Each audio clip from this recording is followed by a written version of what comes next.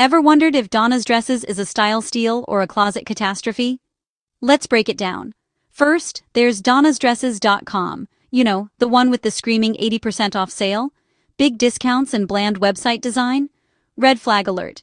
That's classic drop shipping territory, and reviews say you might get a dress that's more Halloween costume than haute couture. Next, Donna from Australia. This one's legit. Think breezy, natural fabrics like linen and cotton, and sizing that actually fits real people. Customers rave about the quality, so it's worth your cash if you want something sustainable. Then there's Donna's Dress Shop in Kansas City. Vintage gems, handmade pieces.